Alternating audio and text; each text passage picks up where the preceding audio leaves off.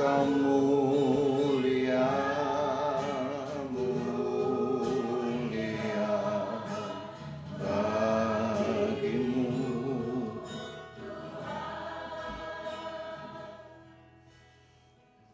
Kami bermegah di dalam Engkau Tuhan, oleh karena apa yang kami lakukan ini telah didahului dengan pekerjaan Tuhan yang besar. Kami dapat dilayakkan untuk menghampiri Engkau lewat anggota-anggota tubuh kami, lewat tangan kami, lewat mulut kami, terlebih lagi lewat hati kami. Walaupun mungkin ini tidak cukup sebenarnya, tapi karena Engkau telah melayakkannya, Engkau telah menguduskannya, maka Engkau menerimanya Tuhan. Maka terima kasih kalau kami dalam hidup ini sehari demi sehari untuk seterusnya, kami tahu dan terus tahu dan mencari tahu sampai kami tahu sedalam-dalamnya tentang kehendak Tuhan, maka tentu kami tidak akan terhilang. Kami akan ada di hadapan-Mu untuk selama-lamanya, sampai kami betul-betul dapat berdiri di hadapan Tuhan.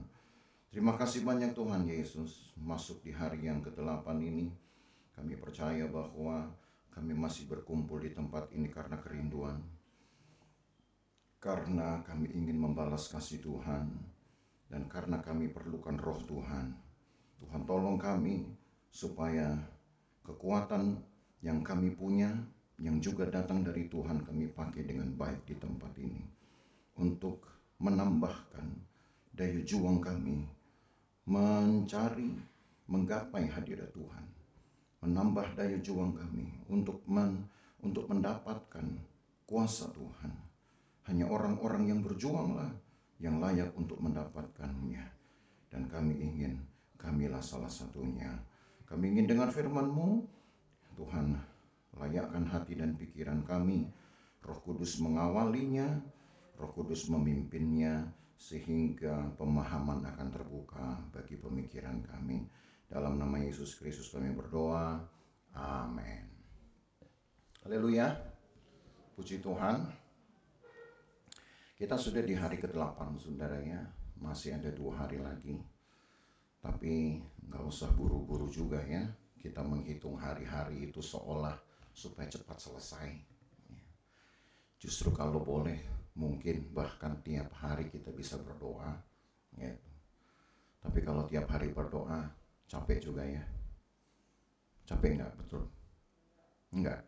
Berarti ongkosnya masih ada ongkos enggak saudara?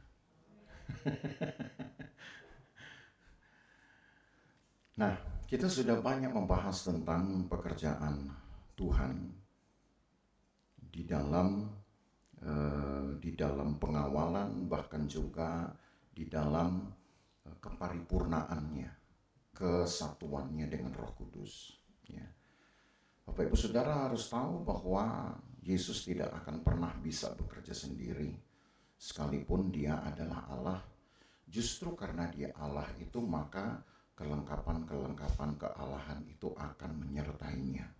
Ya, itu makanya gereja kita sangat menaruh perhatian kepada pelajaran tentang keesaan Allah atau Allah Tritunggal.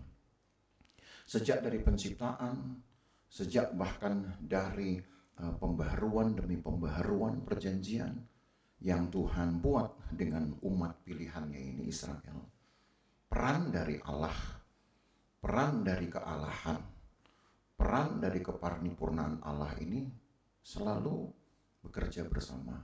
Ya. Nah, sampai kepada zaman di mana Yesus mendapatkan ruang dalam pekerjaan kealahan itu di dalam komunitas manusia. Ruangnya diberikan kepada Yesus untuk sebutlah secara dominan Dia memperlihatkan pekerjaannya. Tapi bukan berarti Yesus memainkan perannya sendiri seolah di dalam Dialah Allah itu, ya, atau seolah Allah itu melebur di dalam Dia. Tidak, saudara. Allah kita ini tetap esa. Mau dibilang 3, ya ternyata hanya ada 1. Mau dibilang 1, ya tidak bisa dipungkiri ternyata ada 3 hakikat di dalamnya. Itu sebabnya kenapa kemarin kita membahas bahwa sejak Yesus dilahirkan pun, dikandung pun, itu pekerjaan Roh Kudus. Ya, bahwa Maria Magdalena mendapatkan pewahyuan dari seorang malaikat, lalu berkata bahwa engkau akan mengandung oleh karena pekerjaan Roh Kudus. Dan nanti nama anak itu haruslah kau namai Yesus atau Immanuel. Nama yang memang sudah diberikan jauh-jauh waktu sebelum cerita tentang Maria, tentang Yusuf, tentang Yesus ada. Nama itu sudah diucapkan oleh Yesaya 7 abad sebelumnya. 7 abad sebelumnya sudah diucapkan nama itu. Baru kemudian dipakai oleh malaikat Gabriel itu untuk menjadikan nama dari anak yang akan dilahirkan oleh Maria. Itu pekerjaan Roh Kudus. Seorang wanita yang tanpa perbuatan manusia, tanpa perbuatan suaminya, kemudian dia bisa mengandung. Tanpa perbuatan manusia. Kalau sekarang perbuatan manusia sudah banyak caranya. Nggak harus memang perbuatan langsung dari suaminya, tapi perbuatan manusia dengan suntik kromosom atau DNA bisa jadi. Tetapi Maria mengandung tanpa perbuatan manusia. Jadi ini tidak terbatas pada hanya perbuatan suaminya, tapi perbuatan manusia tidak mengambil peran, murni Roh Kudus. Lahirlah kemudian dia,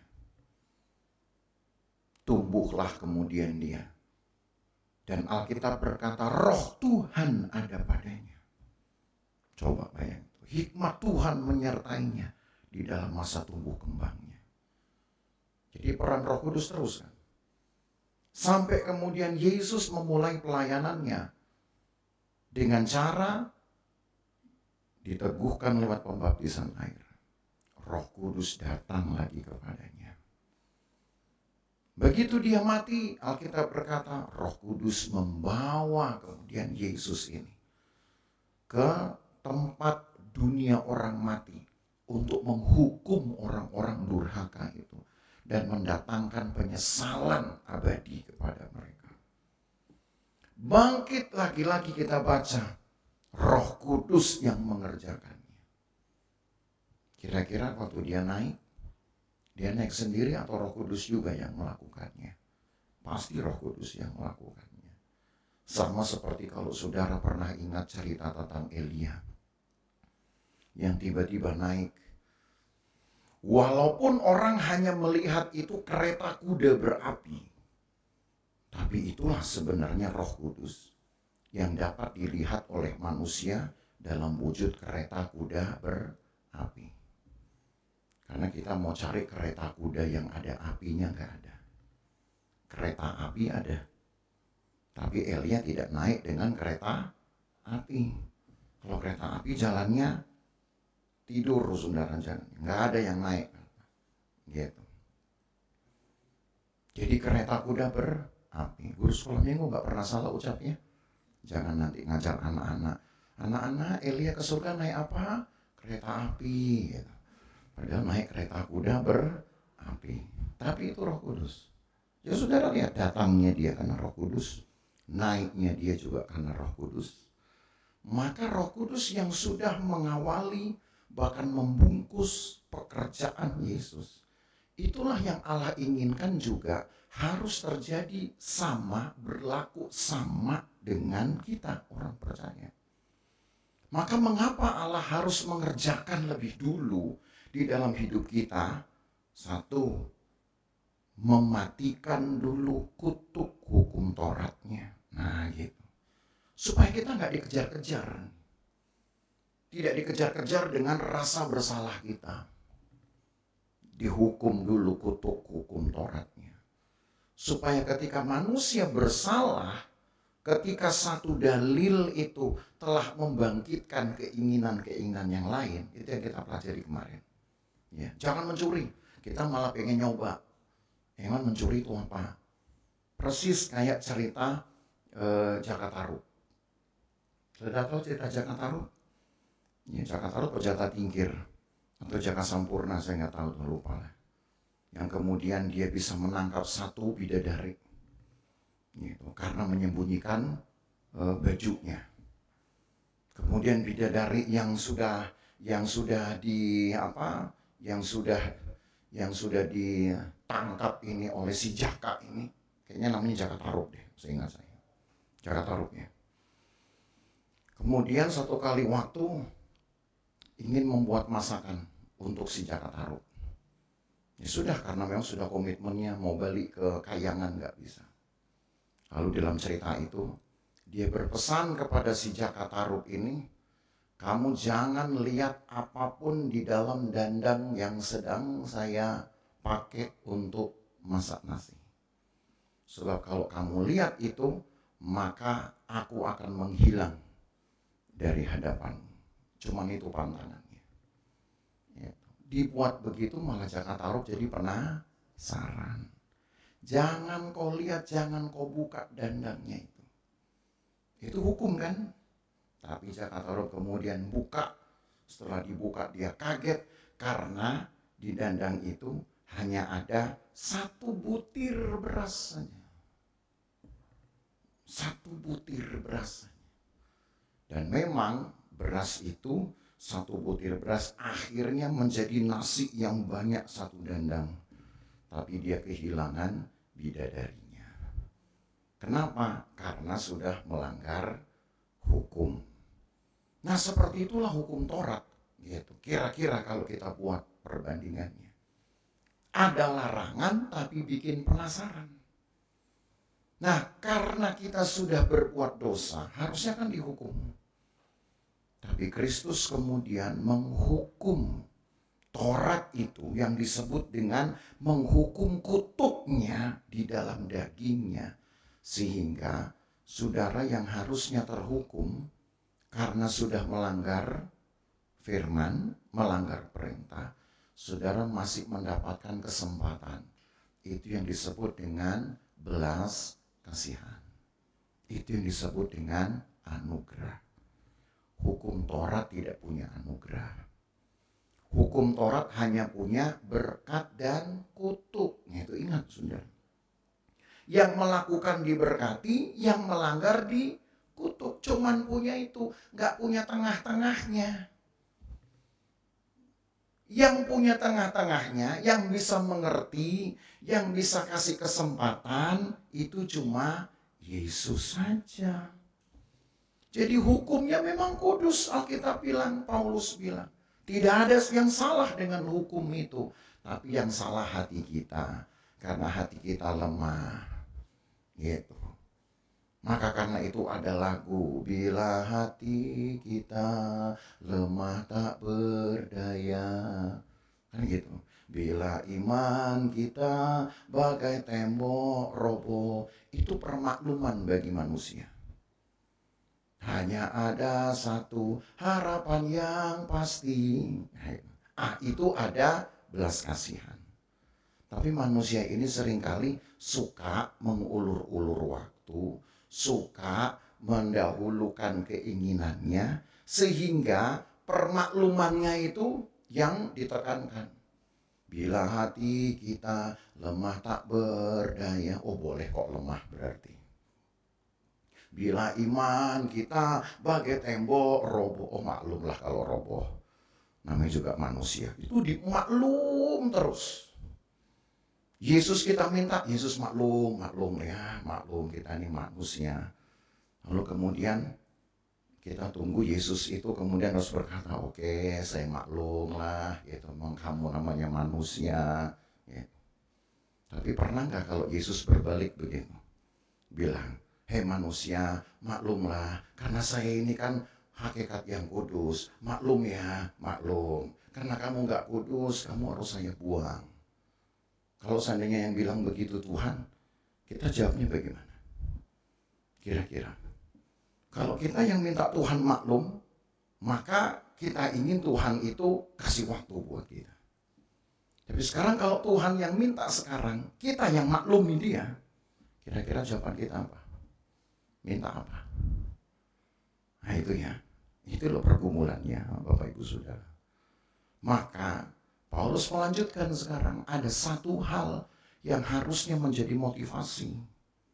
Bukan hanya karena sekedar rindu. Rindu itu menunjukkan kebebasan kita sebetulnya.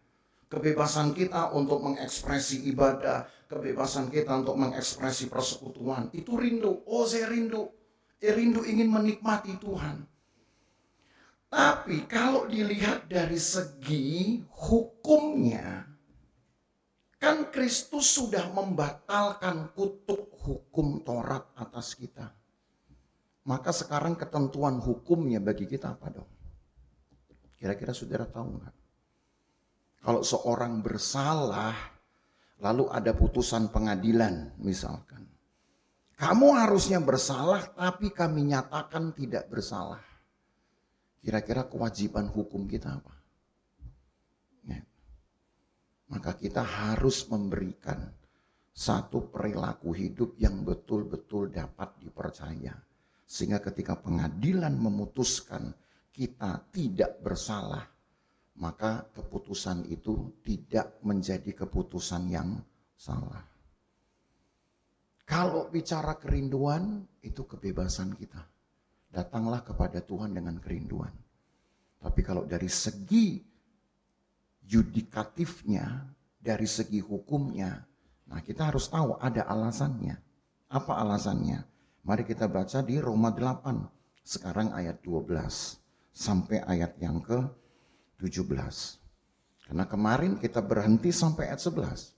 Sekarang Roma 8 ayat 12 sampai 17. Jadi saudara-saudara, kita adalah orang berhutang. Nah, sudah itulah kewajiban hukumnya, saudara. Menjadikan diri seperti orang berhutang, bukan kepada daging, supaya hidup menurut daging. Sebab jika kamu hidup menurut daging, kamu akan mati. Tetapi jika oleh roh kamu mematikan perbuatan-perbuatan tubuhmu, kamu akan hidup.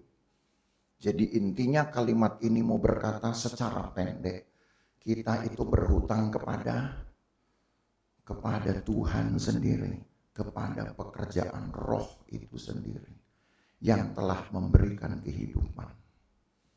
Kewajiban hukum kita sebagai seorang yang berhutang pekerjaan mulia dari roh yang telah mengerjakannya. Kerinduan itu soal kebebasan kita berekspresi. Kerinduan itu soal kebebasan saudara bersekutu. Tapi kewajiban hukum kita adalah lakukanlah untuk membayar hutang. Bayar hutang maksudnya. Yang Allah kerjakan kan mulai dari menyelamatkan kita. Pakai apa dia menyelamatkan kita? Pakai darahnya. Saudara hutang darah sama Yesus. Hutang darah, kita nggak pernah diminta. Untuk nyelamatin kamu, saya sudah keluar ya, 1 cc, kan nggak pernah diminta. Tapi ada kesadaran hukumnya di situ. Karena untuk menyelamatkan kita, Yesus memberikan tubuh dan darahnya. Kita ini hutang tubuh dan hutang darah, sebetulnya di dalam gagasan Alkitab. Begitu juga ketika Roh Kudus memberikan kehidupan kepada kita setelah kita dibebaskan dari kutuk hukum Taurat, maka kita juga berhutang. Berhutang untuk apa? Untuk menaklukkan diri kita kepada kehendak Roh. Nah, ingat khotbah-khotbah awal. Mengapa Alkitab menganjurkan pakailah anggota tubuh kita itu untuk kehendak Allah? Ya karena kita utang. Karena anggota tubuh saudara sudah dibeli. Tubuh saudara dan anggota-anggotanya sudah dibeli tuntas. Ada di sini yang mengklaim bahwa Yesus menyelamatkan saya, ya, tapi rupanya nggak seluruh tubuh, jari saya rupanya masih jari saya belum dibeli sama darah Yesus. Sehingga ketika jari saya belum dibeli, saya nyalain orang pakai jari saya. Habis belum dibeli sama Yesus ini jarinya. Wah, waktu saya sudah terima Yesus, ternyata Yesus belum membasuh mulut saya. Sehingga mulut saya ngomong gak keruan. Orang diomongin, punya orang diomongin. Ada yang begitu? Itu kan bisa-bisanya kita tuh. Tapi Yesus sudah membeli seutuhnya seluruh tubuh kita lengkap dengan anggota-anggota tubuhnya. Setuju tidak? Setuju. Maka saudara berutang gak sekarang? Karena berutang pakailah tubuhku penuh, mulutku penuh dengan pujian. Kan begitu. Hutang. Kewajiban hukum kita adalah bayar hutang. Kerinduan kita itu adalah bukti kebebasan. Dua itu harus punya. Kalau nggak punya kerinduan, saudara hanya akan beribadah kepada Tuhan itu karena dikejar hutang. Bisa salah juga, nggak ada ketulusan nanti. Jadi dua itu harus punya. Satu adalah perilaku sadar hukumnya, yaitu apa? Harus bayar hutang. Tapi karena kita ingin yang kita lakukan itu datang dari kebebasan, dari kesadaran, maka harus perlu kerinduan. Sudah bisa nangkep ini? Ini konsepnya, saudara, di dalam Alkitab. Ya. Jadi jangan sampai saudara pikir, oh saya harus berdoa, kenapa mesti bayar utang? Nanti saudara akan terpaksa, berdoa itu terpaksa. Ada yang berdoa datang hari ini terpaksa. Habis kalau nggak datang nanti diingetin di WA sama Bugem misalkan begitu. WA ini Bugem soalnya paling suka sekali WA begitu. Enggak ya? Enggak kan? Nah, makanya karena itulah saudara, kita perlu perilaku sadar hukum, tapi juga perlu kebebasan. Supaya ibadah kita tidak terpaksa, tidak didorong-dorong, tidak disuruh-suruh, tapi karena memang kita inginnya karena memang kita juga punya hutang. Nah itu dua itu mesti ada. Gitu. Terus ya, nah ketika kemudian hidup kita itu sudah kita pakai untuk bayar hutang tadi, maka sekarang ayat yang ke 14. Semua orang yang dipimpin Roh Allah adalah anak Allah. Tuh, langsung ada status di situ. Saudara bayar utang statusnya apa? Lunas, kan begitu. Yesus juga ketika membayar dosa atas kita ditulis lunas dibayar. Sekarang ketika saudara beri hidupmu kepada Tuhan, mau lunas atau nyicil? Ayo saya tanya. Hah? Tuhan saya nggak nyangkut lunas nih, nyicil aja lah. Memang otak kita tuh maunya nyicil, gitu. Karena memang manusia maunya enaknya, gitu. Sementara ketika Roh Tuhan bekerja, sudah ada status di situ. Bukan cuma lunas lu saudara, tapi bahkan kita disebut sebagai anak Allah. Tuh, luar biasanya. Terus ayat yang ke-15. Sebab kamu tidak menerima roh perbudakan yang membuat kamu menjadi takut lagi, tapi kamu telah menerima roh yang menjadikan kamu anak Allah. Oleh roh itu kita berseru, ya Aba, ya Bapa. Itu panggilan yang paling intim, saudara. Bukan hanya sekedar nama atau identitas dari Tuhan, tapi itu merupakan panggilan intim, Bapa. Kalau orang Jawa bagian utara, kalau manggil bapaknya itu bapake gitu ya. Bapake tolongnya. Kalau kita mau manggil apa? Kan ada lagunya, Aba Bapa, ya istilah Aba itu ya Bapa dalam bahasa mereka. Tapi di dalam bahasa kita itu tandanya panggilan dekat kita. Saudara mau panggil apa dengan orang tua? Dengan orang tua kita, dengan orang tua saudara. Mau dipanggil dengan panggilan apa? Dipanggil dengan panggilan pertemanan? Nah gitu. Tidak harus memanggil dengan sebutan papa, mama, bisa saja. Tapi yang penting itu mencirikan kedekatan, saudara. Hubungan yang dekat. Bukan seperti seseorang yang sedang jauh mau berkenalan, kemudian chattingan, itu tandanya saudara belum kenal dekat. Gitu. Kalau kenal dekat itu berarti ya kita harus mendekat. Dan kita ingin supaya bukan hanya sekedar Alkitab yang bercerita dengan kita lagi. Taruhlah Alkitab ini saudara baca. Itu mungkin saya bilang masih kita sebut hubungan yang dekat. Makanya kalau saudara ingin hubungan saudara dekat dengan Tuhan, banyak baca Alkitab. Karena Alkitab ini adalah Allah sendiri. Alkitab bukan tulisan Allah, tapi Alkitab adalah Allah sendiri. Saudara sering-sering baca Alkitab itu, saya masih bisa bilang saudara sudah dekat dengan Tuhan. Maksudnya punya hubungan dekat dengan Tuhan. Apalagi yang jarang baca Alkitab. Baca Alkitab. Tapi kalau saudara sering duduk di kaki Tuhan, melayani Tuhan, saya bisa katakan hubungan saudara menjadi jauh lebih dekat lagi daripada hanya sekedar membaca firman. Makanya lagu dulu Pantekosta punya lagi, baca kitab suci, doa tiap hari kalau mau tumbuh. Nah begitu. Saudara sudah tumbuh belum? Sudah merasa tumbuh belum? Ayo, tumbuh itu seperti apa? Paling tidak tumbuh itu berarti ketekunan saudara udah bisa jadi kesaksian. Kesetiaan saudara udah jadi kesaksian. Itu paling tidak. Lebih meningkat lagi tumbuh itu artinya buah dari kesaksian saudara sudah mulai memberkati orang. Akan begitu. Ada buahnya.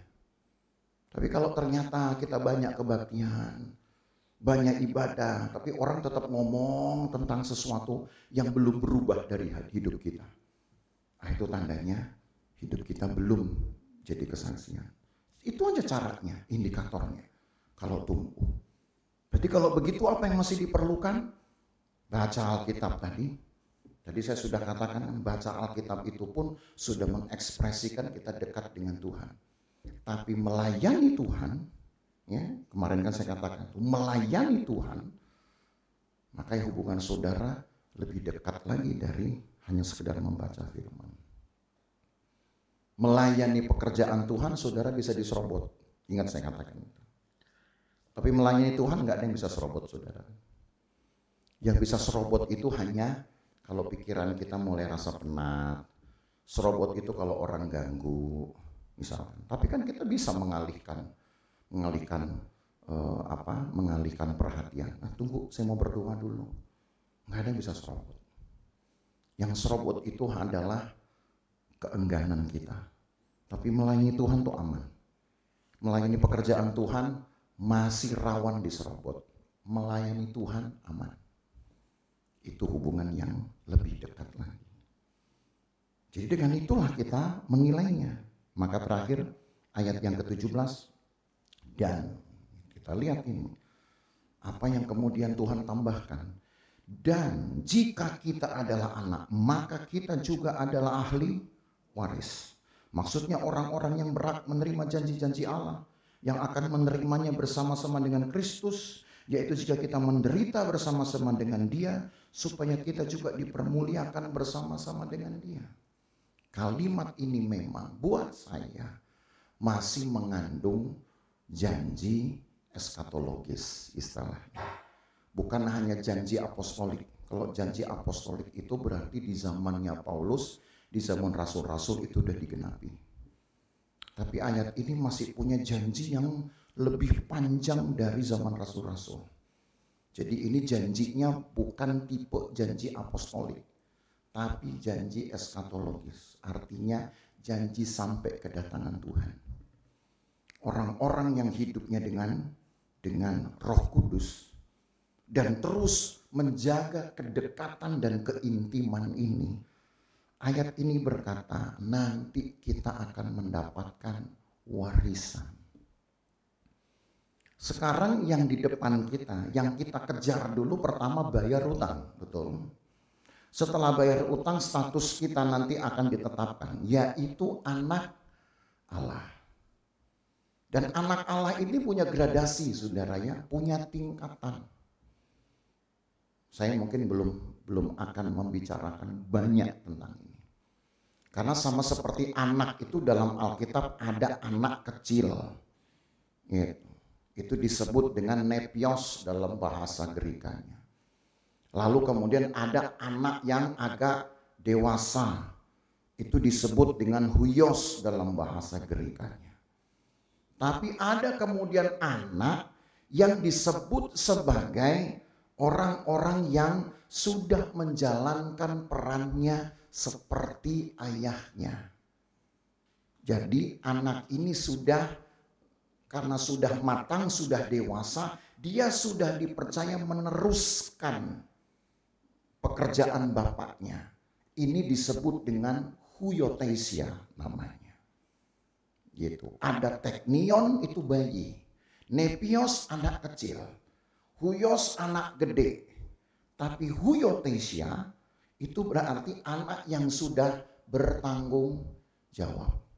Jadi udah bisa dilepas. Bahkan udah bisa meneruskan tugas bapaknya. Itu pun dalam Alkitab dibedakan. Saudara mau jadi anak Allah yang mana? Yang bayi, teknion. Yang cuman Tuhan berkati saya dong, yang sana udah gitu doang. Itu ikut Tuhan hanya Yang lain diberkati saudara marah-marah. Kenapa? Karena bayi. Bayi kan nggak bisa dimarahin, saudara. Minta susu dikasih. Kalau nggak dikasih nanti dia nangis sepanjang hari. Saudara mau begitu?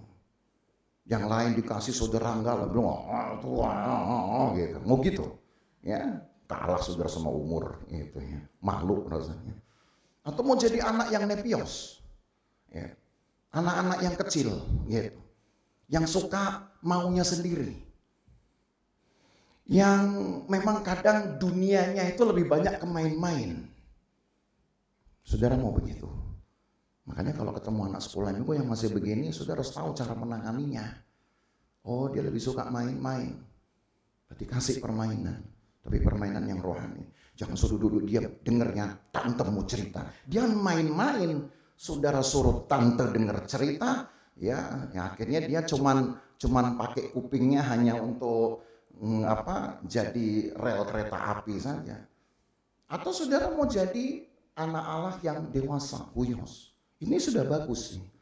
Tapi bedanya anak yang dewasa ini belum dapat bertanggung jawab. Karena yang sudah bertanggung jawab itu yang lebih tinggi. Kalau bertanggung jawab itu artinya dia tahu kapan saya butuh, kapan saya merasa rugi jauh dari Tuhan. Saudara yang mengatur sendiri hidupmu. Saudara yang atur sendiri, saudara yang kelola sendiri hubungan saudara dengan Tuhan. Nah, itu sedikit saya kasih tahu. Tapi nanti kalau mau lengkapnya kita ambil waktu. Itu anak di dalam Alkitab itu ada 4 tingkatan. Jadi kalau sekarang seandainya yang dipakai di sini kira-kira anak yang mana?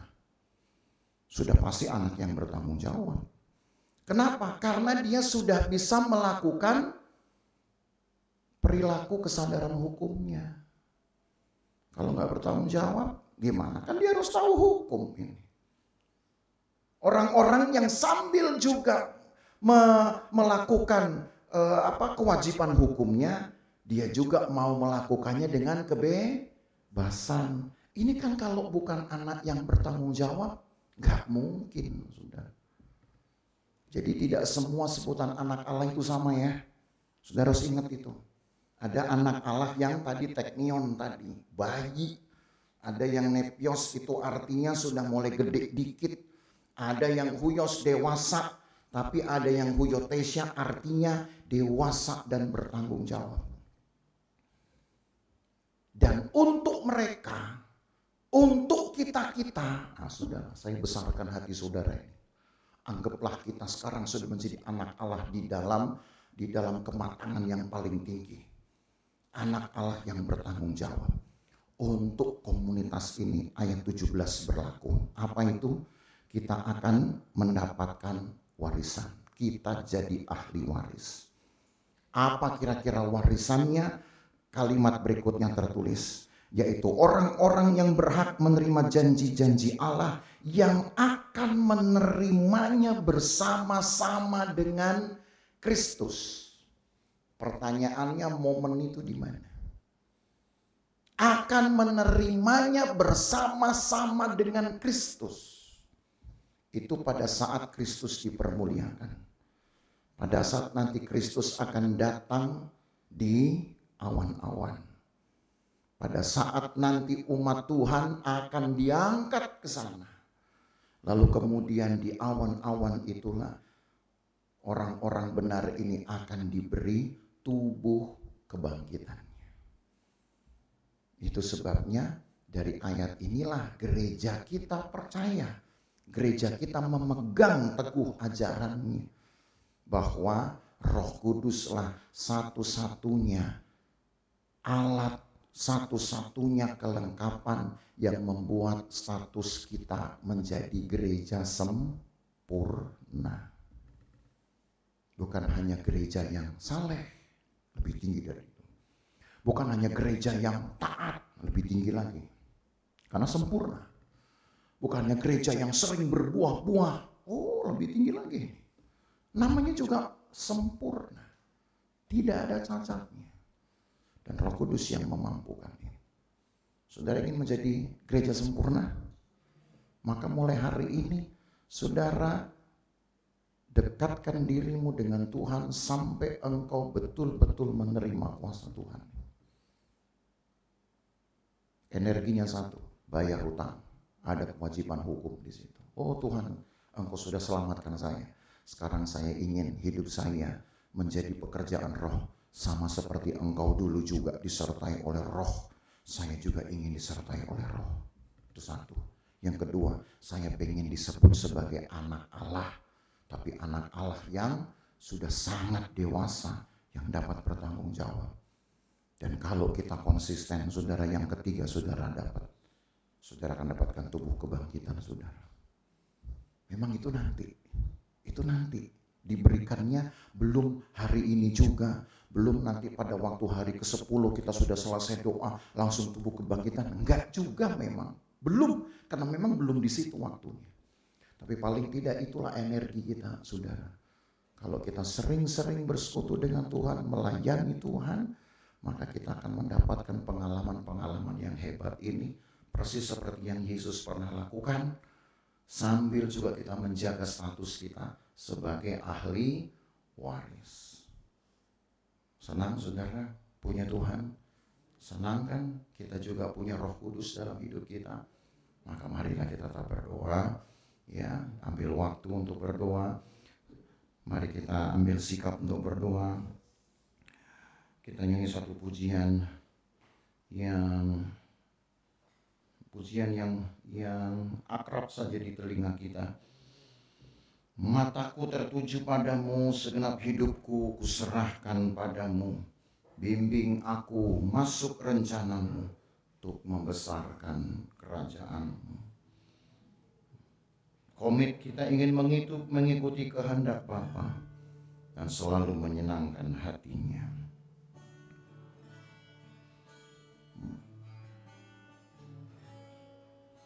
Mataku tertuju padamu,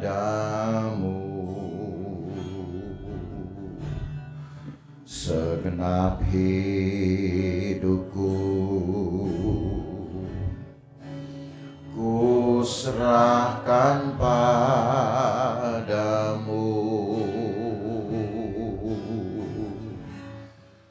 Bimbing aku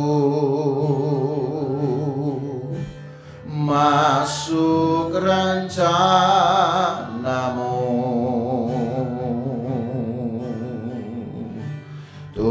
membesarkan kerajaan-Mu. Ku mau mengikuti kehendak-Mu ya Bapa. Ku mau selalu menyenangkan hatiku. Lagi mataku tertuju padamu, mataku tertuju padamu.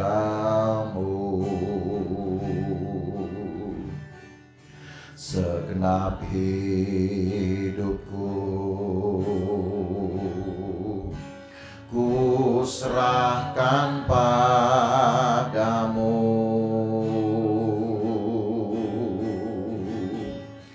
Bimbing aku masuk rencana-Mu untuk membesarkan kerajaan-Mu. Ku mau mengikuti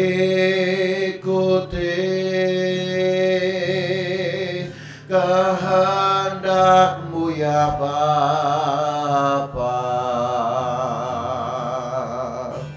Ku mau selalu menyenangkan hati-Mu.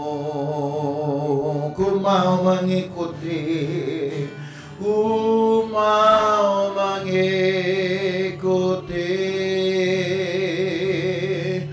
kehendak-Mu ya Bapa.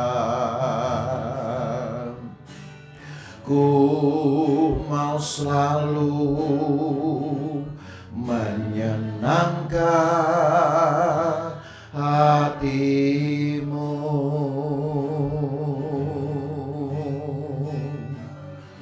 Haleluya, haleluya, haleluya. Ya,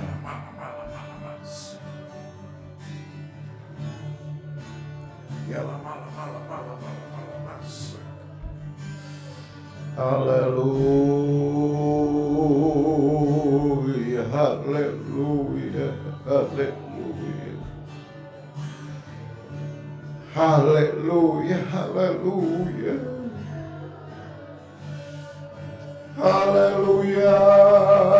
haleluya, haleluya,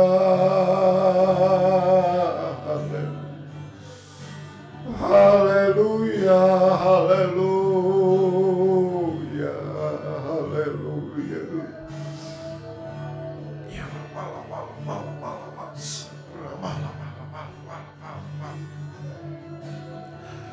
haleluya, haleluya. Yesus, Yesus, Yesus, Yesus, Yesus, Yesus, Yesus.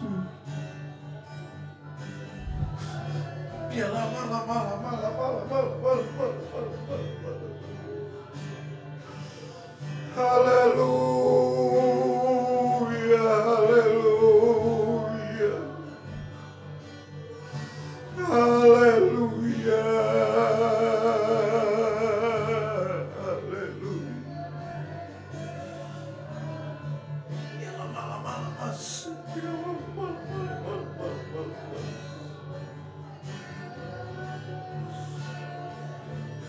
haleluya,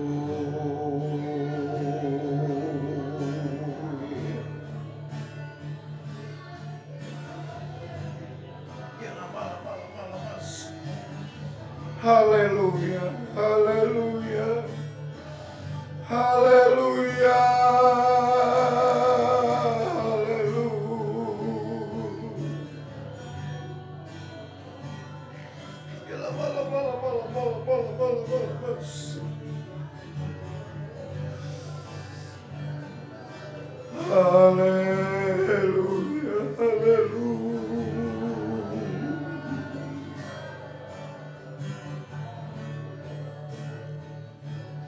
Haleluya.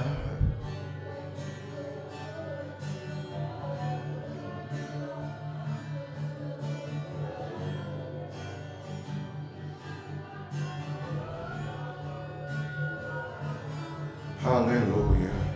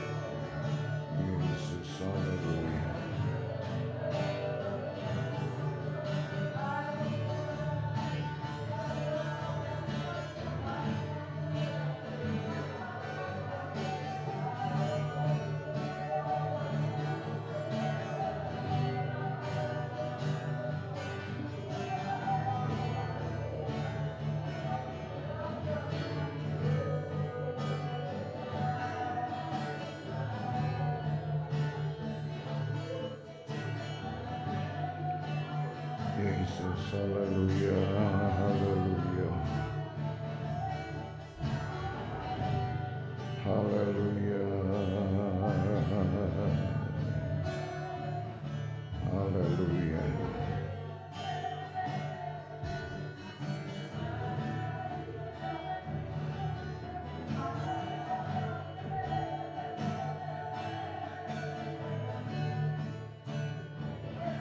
Haleluya. Ya Roh Kudus, ku haus padamu,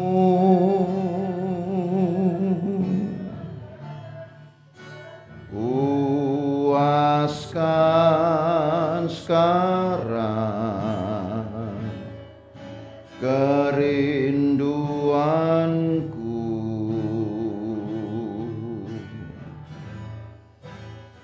Ya Roh Kudus, Kau menuntunku,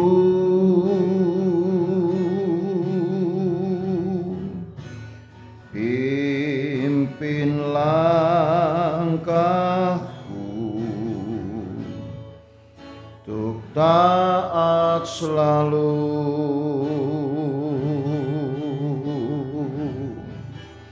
Nyatakan kemuliaan-Mu di tempat ini, ya Tuhan Allahku. Beriku belas kasihan-Mu,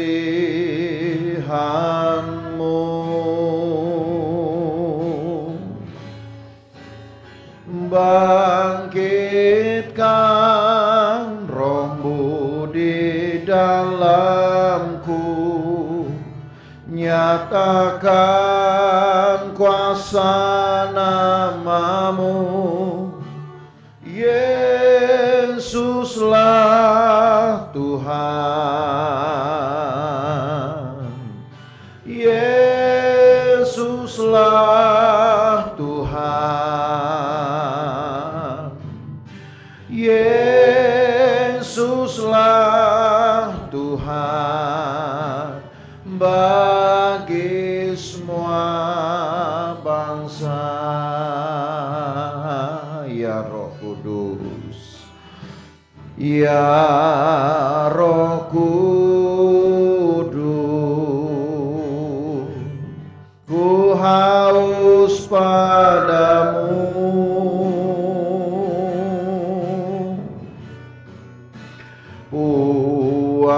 puaskan sekarang kerinduanku. Ya Roh Kudus,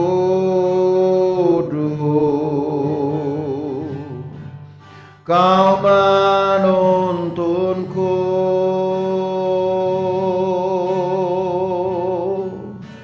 pimpin langkahku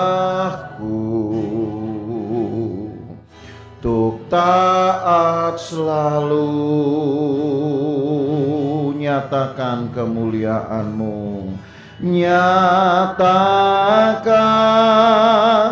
kemuliaan-Mu di tempat ini, ya Tuhan Allahku.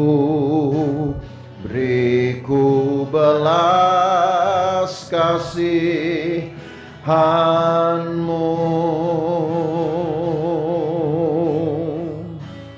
bangkitkan Roh-Mu di dalamku, nyatakan kuasa nama-Mu. Yesuslah Tuhan,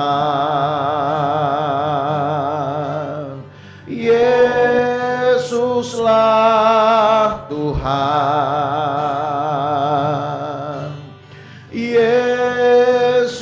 Tuhanlah Tuhan bagi semua bangsa. Haleluya. Roh Kudus, Engkau tahu kami perlu. Haleluya. Roh Kudus, puaskan kami. Haleluya, haleluya.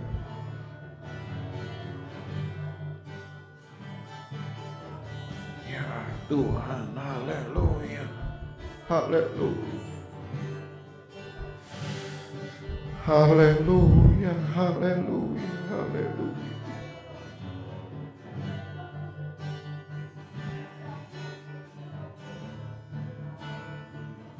Haleluya, haleluya.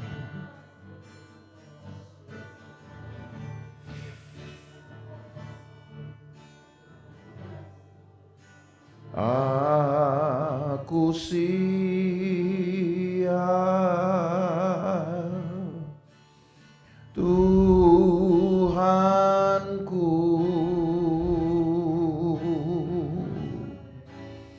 segenap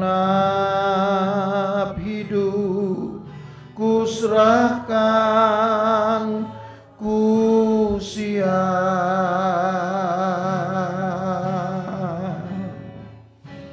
Aku siap,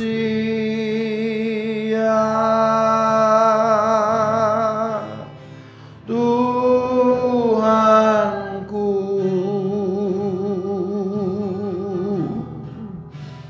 curahkanlah Roh Kudus-Mu,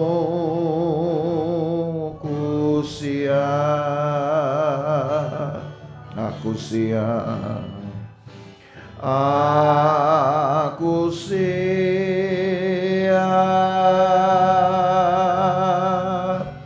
Tuhanku,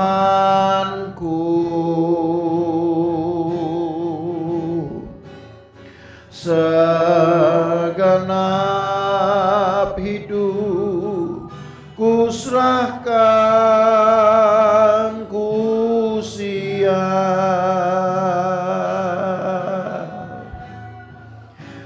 Aku siap, Tuhanku,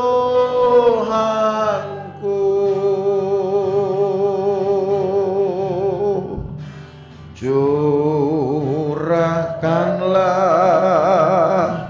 Roh Kudus-Mu, ku siap.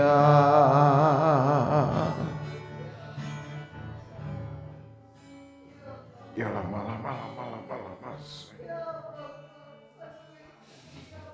Ya lama.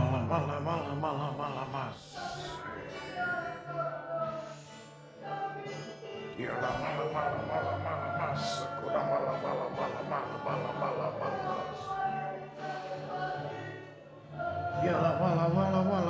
lama. Oh, haleluya.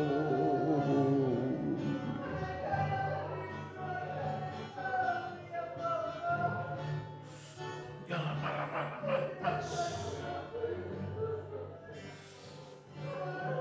Oh, haleluya.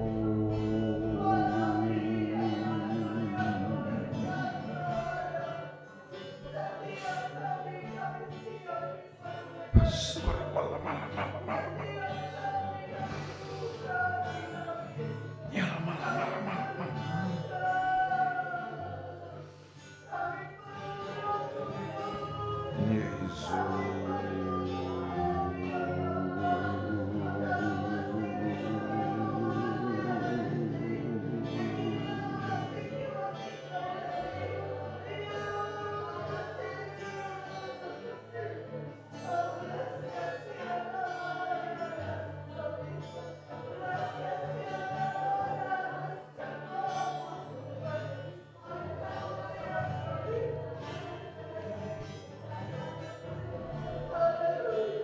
Yesus, haleluya.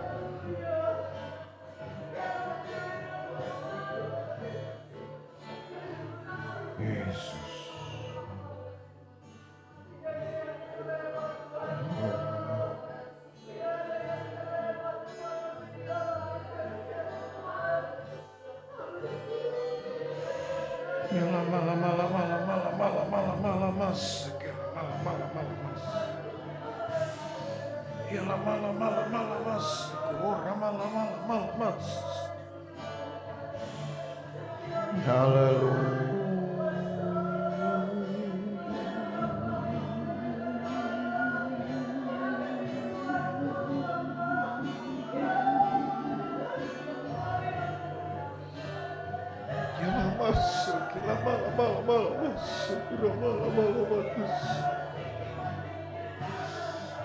Haleluya, haleluya. Kalamas, kuramas, kayamas, kayamas, kulamadas.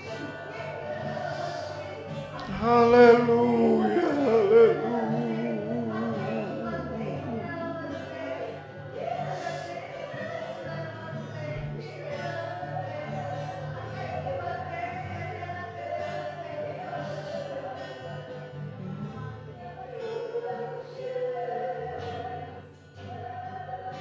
Haleluya, haleluya.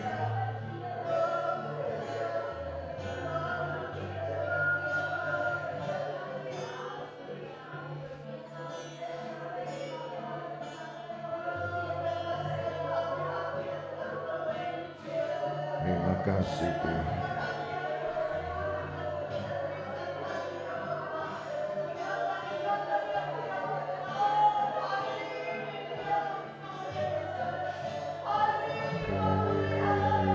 Yesus, haleluya.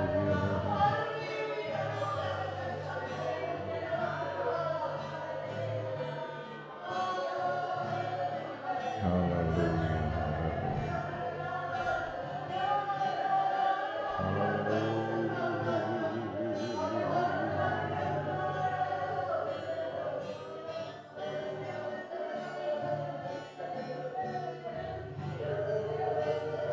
Ya lamas, malamas.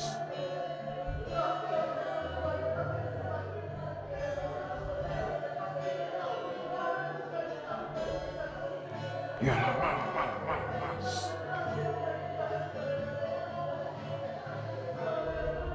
Ya malamas. Yesus, haleluya, haleluya. Haleluya.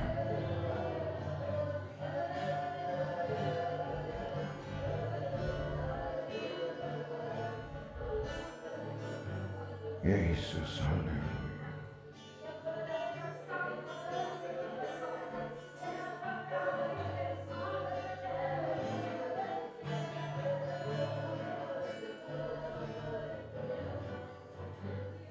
Ya malamas.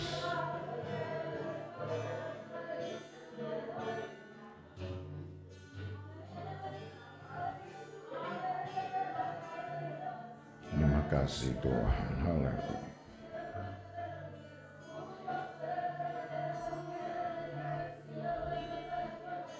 Ya lamas.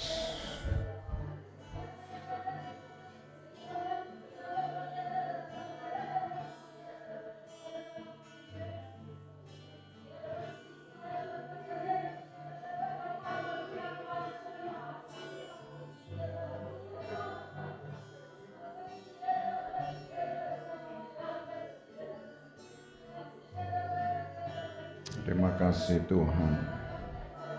Terima kasih Tuhan. Terima kasih Tuhan, haleluya. Dia terlebih besar. Dia terlebih besar di dalamku.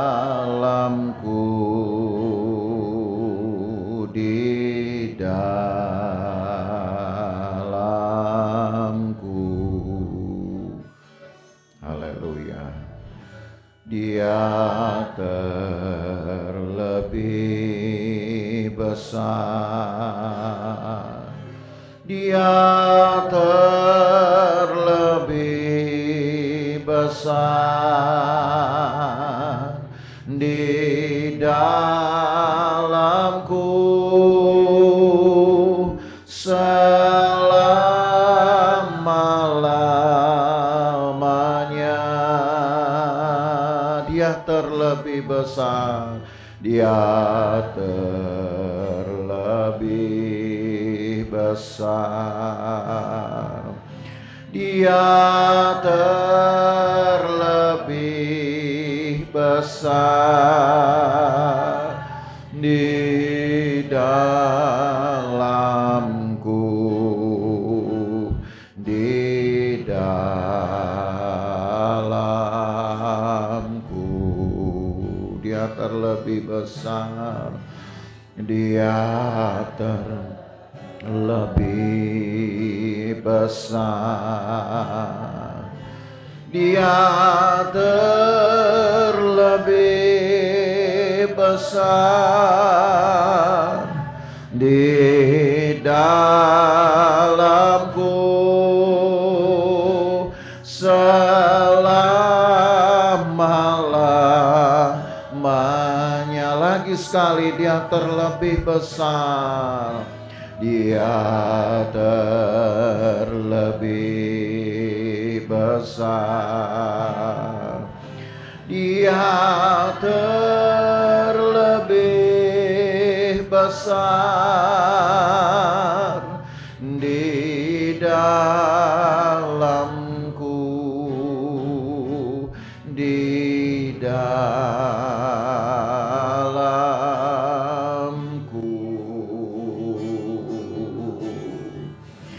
Dia terlebih besar, Dia terlebih besar di dalamku selama-lamanya. Terima kasih Tuhan, terima kasih untuk hari ini, terima kasih untuk lawatan-Mu, terima kasih untuk pengalaman-pengalaman kepenuhan yang Tuhan sudah luaskan bagi kami, jemaat-jemaat Tuhan yang hadir sore hari ini. Tuhan, kami ingin selalu ada di dalam dekapan Roh-Mu, karena hidup kami ingin selalu dikawal, dipimpin oleh Roh-Mu, supaya hidup kami pada akhirnya mendapatkan warisan-warisan yang Tuhan sudah siapkan. Kami ingin hidup kami menjadi kebanggaan Tuhan, kami ingin hidup kami menjadi kesaksian, kami ingin hidup kami menjadi berkat bagi banyak orang. Dan kalau kami melakukannya dari pikiran kami sewaktu-waktu bisa menghentikannya. Tapi kalau Roh-Mu ada di dalam hidup kami akan terus digerakkan oleh Roh ini untuk melakukan pekerjaan-pekerjaan yang mulia. Tuhan, tolong umat-Mu. Engkau melihat kerinduan mereka Tuhan.